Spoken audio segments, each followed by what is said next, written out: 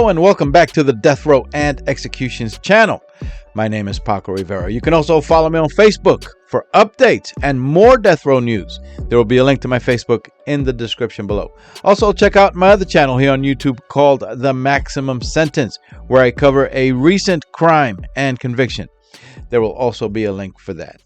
The state of Florida has scheduled its first execution of the year. 64-year-old Ronald Palmer Heath is set to be executed on February 10th for murder that he committed about 37 years ago in the year 1989.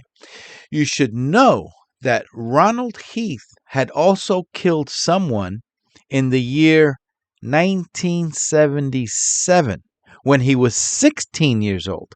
And the following year, in 1978, he was convicted of second-degree murder and sentenced to a 30-year prison term.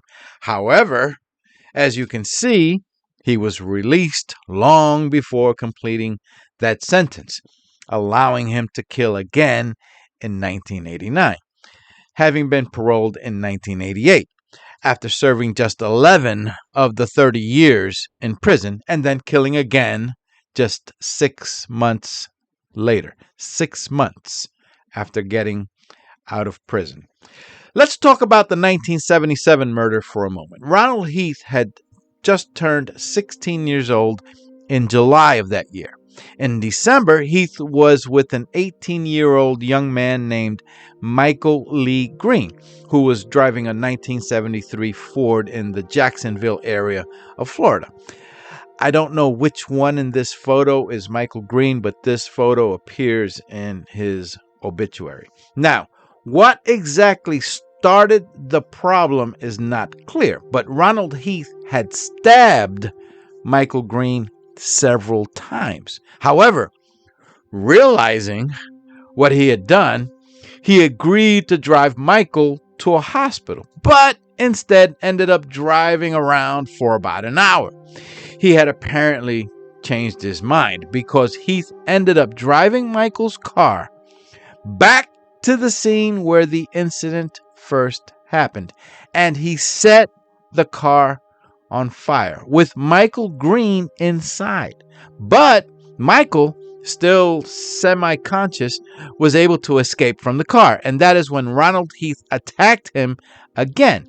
By the time the body of Michael Green was found on the following morning near his burned-up car, the victim had sustained 23 stab wounds, and he had a crushed skull after being struck in the head 3 times with a log that Heath had found nearby. Now, how detectives were led to Ronald Heath about that crime is also not clear. My guess is that someone reported seeing them together. But 5 days later, Ronald Heath was questioned. And, strangely enough, right there, Heath confessed to every detail of the crime. And he later pled guilty to second-degree murder. And in 1978... he was sentenced to 30 years. If he had completed the entire sentence, he would have gotten out in the year 2008 at the age of 47. Instead, Heath was back on the streets at the age of 27 in 1988. While incarcerated for that crime at the Lake Butler Correctional Institute in Florida, he met a woman who worked there named Penny Powell. And when he was released in November of 1988, he moved in with Penny Powell, who was actually living in a mobile home in Douglas, Georgia, with her 2 children. How many of you women would allow a man who was just released from prison for murder that he had committed to move into your home with 2 children there? I just don't understand some people. Anyway, Penny Powell would later say that soon after Heath was out of prison, he was drinking and smoking pot excessively. On May 24 of the year 1989, 6 months after being released from prison, Heath was with his girlfriend, Penny Powell, and they decided to drive the roughly 2-hour ride from Douglas, Georgia to Jacksonville in the state of Florida to visit Ronald Heath's grandmother. But not long after arriving, Heath and Penny got into a really bad, heated argument, and Penny decided to get in the car and drive herself back alone to Douglas. Sometime later that night, Heath got together with his 24-year-old brother, Kenneth Heath. This is a recent mugshot photo of Kenneth Heath. I can't find one when he was younger. Anyway, Ronald Heath told his brother about 2 women that he was friends with that worked as waitresses at the Purple Purpose Lounge, a bar located about an hour away from Jacksonville in Gainesville, that he wanted to visit. So using Kenneth Heath's car, they went to Gainesville. Now, it does seem from the reports that there was some interaction with at least one of the 2 waitresses that night, because one would even testify at Ronald Heath's trial a year later about that. But the 2 brothers also became friendly with a man at the bar, a 30-year-old man named Michael Sheridan. Michael was originally from Syracuse, New York. After spending some time in Chattanooga, Tennessee, he eventually settled in Atlanta, Georgia. Michael was considered a traveling salesman, a residential market representative who worked for the Amico Fabrics and Fibers Company, which was a division of the Amico Corporation. He was also married to a woman named Regina. He had been with the company just 2 years. Michael had traveled from Atlanta to Gainesville while on a business trip and stopped in at the Purple Purpose Lounge for a drink. And while there, he met the 2 brothers, Ronald and Kenneth Heath. And Michael even offered to buy the drinks for everyone, using a credit card to pay for the drinks. According to reports, at some point during the evening, Michael had mentioned to the Heath brothers going somewhere else to smoke some pot, and the 2 men agreed, but they had other ideas. The brothers had conspired together to go somewhere with this out-of-town salesman and rob him of all his money and credit cards and anything else they can get from him. Because pot was still highly illegal in 1989, they all got in Kenneth Heath's car and drove to an isolated area of Alachua County. The car was parked alongside a dirt road, and they all got out to smoke pot together. And when they were done doing that, Ronald Heath informed Michael that they wanted his money and wallet. But Michael resisted. He refused and told the brothers that he wasn't going to give them anything. At that point, Ronald Heath discreetly motioned a gun gesture with his hand at his brother, Kenneth Heath, a signal to go get the gun out of the car. Kenneth went and got the gun and pointed it at Michael, who still refused to give up anything. Ronald Heath then told his brother to go ahead and shoot, and that's what he did. Kenneth Heath shot him once in the chest.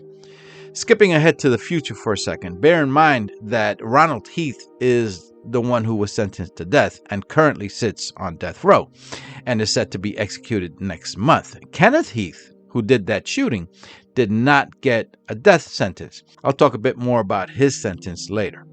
Once Michael Sheridan was on the ground, Ronald Heath went through his pockets and took all of Michael's possessions, including a wristwatch that Michael was wearing.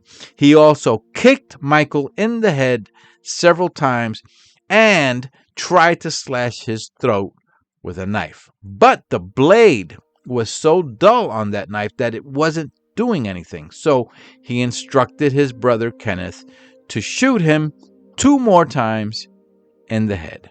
The brothers then moved the body deeper into the woods. They then drove their car back to the Purple Purpose Lounge.